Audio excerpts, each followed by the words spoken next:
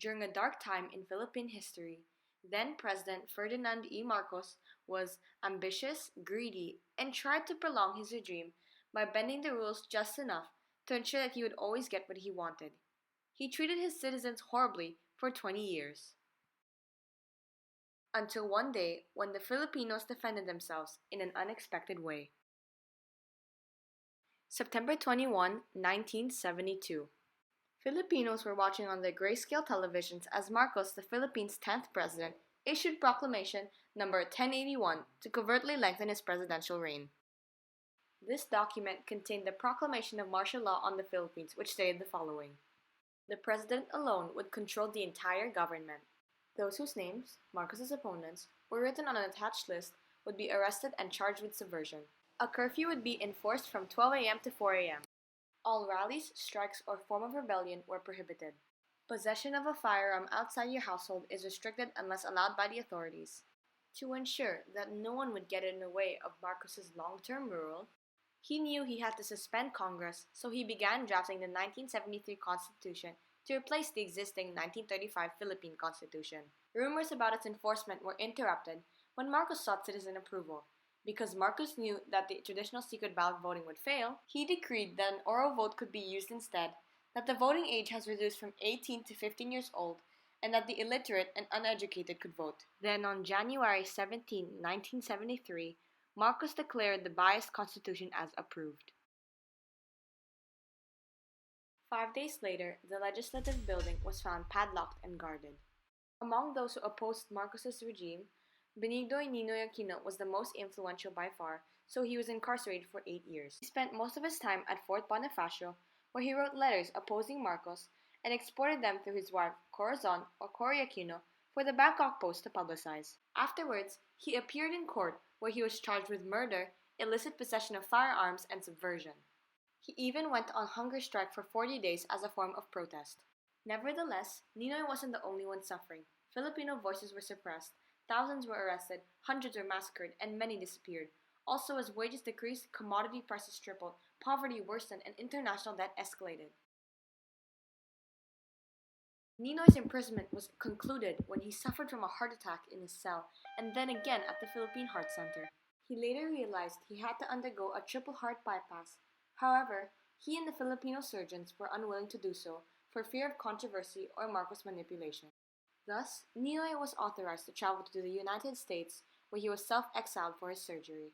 As he recuperated, he delivered numerous speeches, including his most memorable one during a Freedom Rally meeting by the Movement for Free Philippines. He discussed media suppression in the Philippines, how Marcos was disgracing the citizens, how they must fight for their freedom and democracy without tolerance for bloodshed, and how Filipinos are and will always be worth dying for.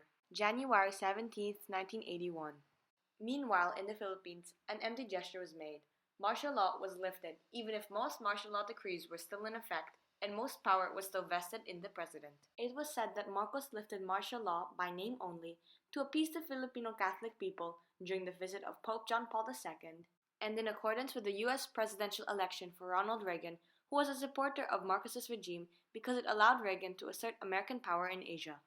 Despite the objections of many, Ninoy was eager to return home and to his death sentence. Ninoy wanted to plead to Marcos to listen to his citizens, and he felt that he'd be unable to communicate with him unless he was his captive.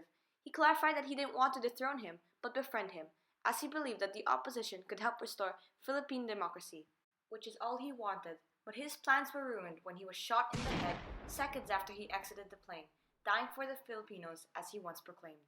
Years later, citizens are still restless and grieving. Hence, Marcos became more unpopular every day. February 7, 1986.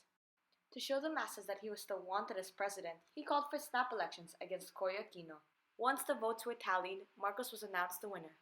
However, it was odd that in some areas, he received more votes than the area's total population, suggesting that the election was rigged.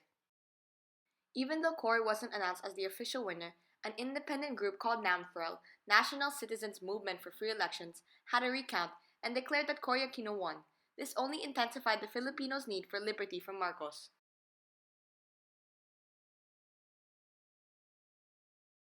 2 weeks after the snap election, Archbishop Jaime Sin spoke on Radio Veritas, gathering Aquino supporters to shield them from possible violence from Marcos's army.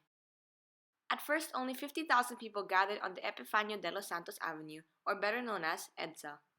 The next day, the crowd swelled to 2 million. Thus began the EDSA Bloodless Revolution, because only rosaries, flowers, prayers, and overall people power were showered on Marcos's troops to retreat and for Marcos to resign. As tanks started to move towards the crowd, nuns stationed themselves in front of tanks to form a human barricade as a sign of revolt from Marcos's era. They did nothing but pray continuously, and it worked when Marcos finally called the troops to retreat. Finally realizing he was no match for the Filipino people power, Marcos agreed to leave the country.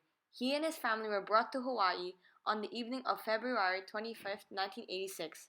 However, early that day, it was shown that Ninoy's sacrifice was not in vain, for his housewife, after much persuasion and petitions, was inaugurated as the 11th President of the Philippines. Filipinos rejoiced over the revolution's success and the fact that democracy and freedom was restored. Since then, the Philippines' path has been far from perfect. Despite Corazon's peaceful rule and her overcoming the impossible task of restoring the country to its former glory, the remnants of the Marcos regime still remain. For example, Cory dealt with $27 billion in foreign debt and 20,000 armed communists. Many wonder whether the revolution's cause was truly fulfilled, seeing as Marcos's only son came close to becoming vice president and his daughter a current Philippine senator. Some say martial law was the golden age of the Philippines, while some think otherwise. This is why it is imperative to tell this chapter in history truthfully to prevent the confusion between hero and villain. Want to know what happens next? Only time will tell, for this story hasn't ended just yet.